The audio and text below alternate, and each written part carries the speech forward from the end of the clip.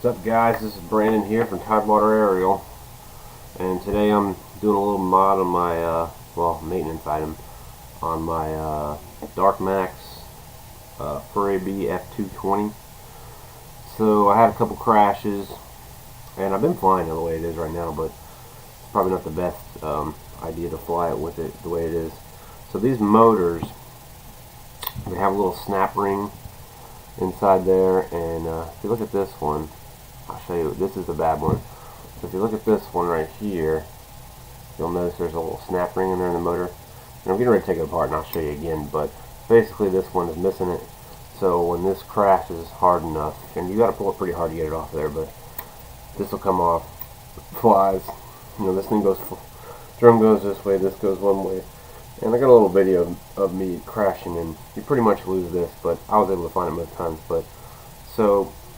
Long story short, it's missing the snap ring, so I ordered a new motor for about 13 bucks from Banggood. So we're gonna swap it out today.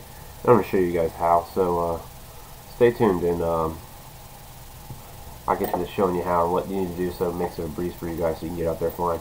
But anyway, it gives you a cool little view of what's inside the motor, so it gives you a chance to see what all really looks like behind there. So stay tuned, and that's what we're going to do today, guys. Alright, so this is the motor I got from Banggood, or Gear Beast, not Banggood. And it actually came pretty fast, surprisingly. This is the DVS, what is it, 2500 to 2200 kV motor. These things have been great so far. For the price, too, you can't beat them. So basically, they come with 3 contacts like every other motor that you just gotta solder in. So we'll be doing that today, but first I gotta take this thing apart and get to the soldering contacts, and also I gotta take off the propeller and swap it off to the new motor. So stay tuned, and I'll get this thing apart, and then I'll show you guys kind of my trick for the soldering. Alright, so I'm going to start off by taking these 4 tube bolts off, or screws off.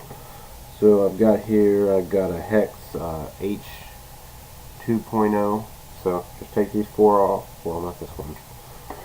This one. Take these 4 off. Let me take my antenna. Take off my antenna so I'm not sitting here crushing it.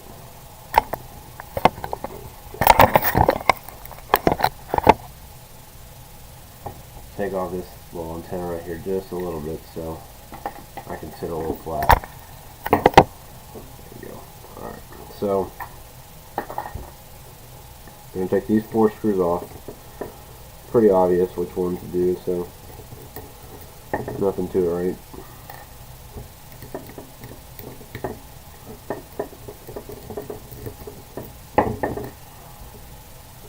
It's always fun taking this thing apart. I've taken the stack apart once when I first got it.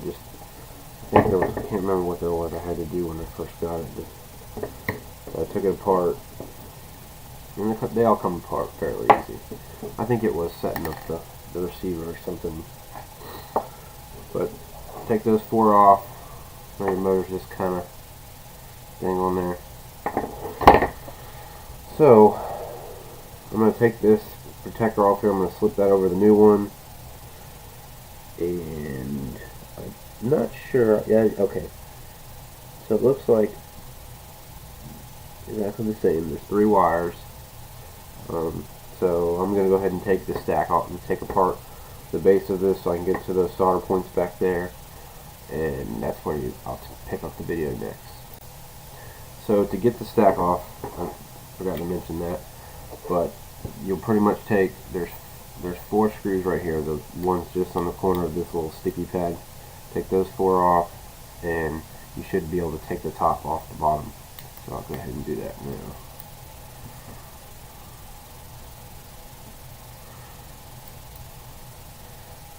And for organizing your screws, I would just put them all so they're all kind of in a pile per part you took off. So let's put it in view. So that's my motor bolts. This will be my stack bolts or screws.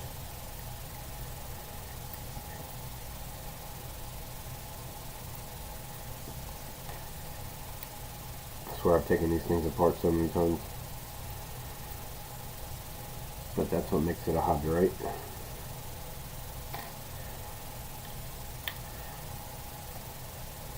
On this quad, I had an issue when I bought it. I bought the bind and fly version from Banggood, and the receiver was bad. The receiver was bad. And it's been a common problem on these. And Gearbeast. Gearbeast is where I got this online on one of those flash sales they have. But they sent me out a new one. It took forever, like a month, so I ended up buying one on Amazon for 15 bucks. So that's what this one's running now. So if you buy one of these, just be cautious that the one you get might not work. So so you got to take more than just those two off. So the first 4 outer ones take the frame off. So the stack still isn't free. Let me see. Yeah, you got to take the 4 ones. So this takes off the frame. Let's see, there's some gunk in there. And if you see, I put a little electric tape to hold the little nuts in there. Those things are a pain to get back on if you don't, and that's the way I did it to make it easier. And I pretty much don't have to worry about them. I just put the top on and they stay on there all times.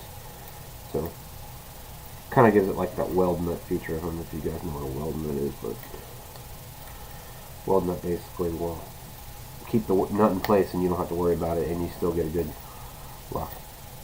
threaded insert feature. So, this is kind of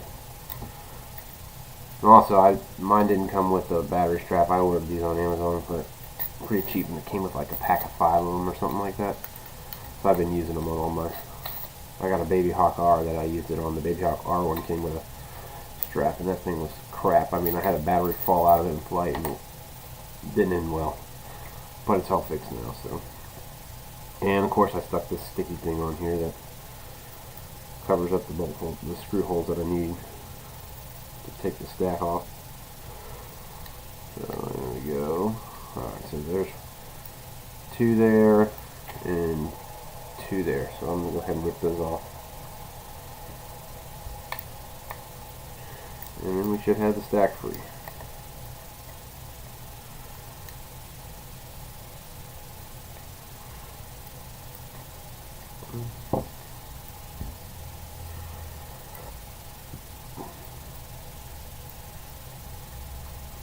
Two.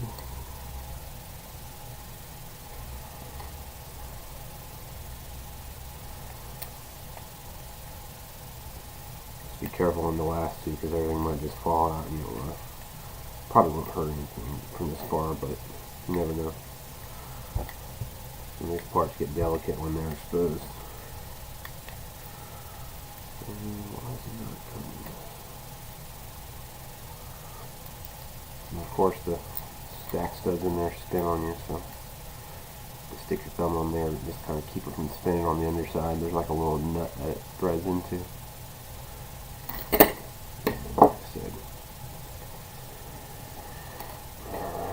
think I got one more. Nope. Well, I can probably. No, I'll take it off. So, if you're taking all your motors off, you just got to pay attention to which way's forward. I don't know if this thing's symmetrical, but I like to just eliminate any issues to make repairs a lot faster. So just pay attention to which way was forward and which way is aft, and that should do it for that arrangement part. So I'm going to finish off this last screw. Everything's going to be all loosened.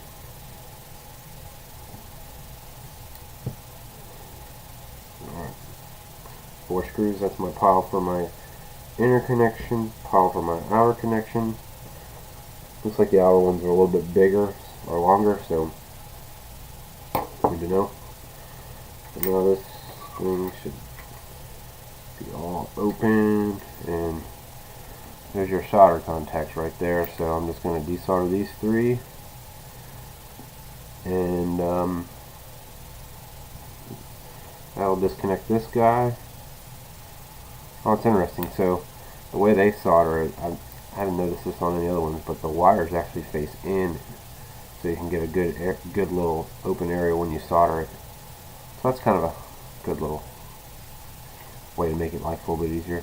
So I'm going to go ahead and desolder those, and hopefully we can get this thing on. I don't think it'll be that big of an issue. Let me look at the wires and see if there's any markings that will indicate positive, negative.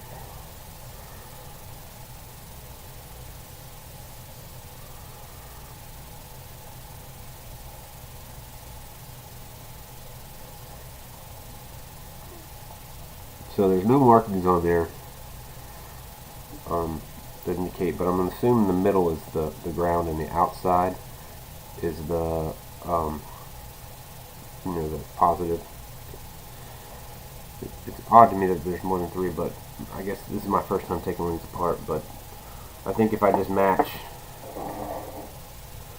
the way they look orientated on here, which to me it looks like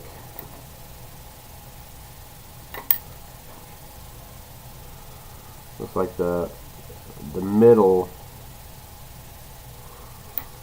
is the middle one coming off of here is the middle wire between the 3 of these contacts right here.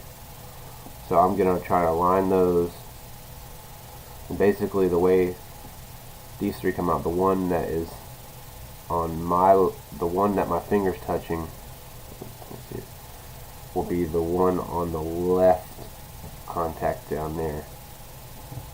It's hard to get this into view. The one closest to my finger, and the one on the right side of this feed right here will be the right side. So that's the way I'm going to arrange it. I'll go ahead and solder the new one in. My solder iron's getting nice and hot, so it should be right about time to. And I'm going to take this braided sleeve off and put it on the other one, so I have that nice anti-chafing and protector on there on the next wire. So make sure you put that on, and be back in a few. Alright guys, so we're all soldered up here. Old motor's gone, and we got new 3 solder joints. New motor, do a little bit of a tug on it, nice and good. This one actually had some pretty good solder contacts compared to the Baby Hawk R's and the Whoops that I've been working on, so made it a little bit easier. And like I said, try to line up where the motor wires come out of here. The middle one, middle contact, the left, the one, just basically make them so they're whatever order they come out of here is the order they go on there. Whichever order they come out of the motor, I think you can see that. So they're kind of like one in the middle, one left, and one right. Just make it sure they contact the pad the same way, and you should be good. So I'm gonna go ahead and put this back together, and we should be ready to rock and roll.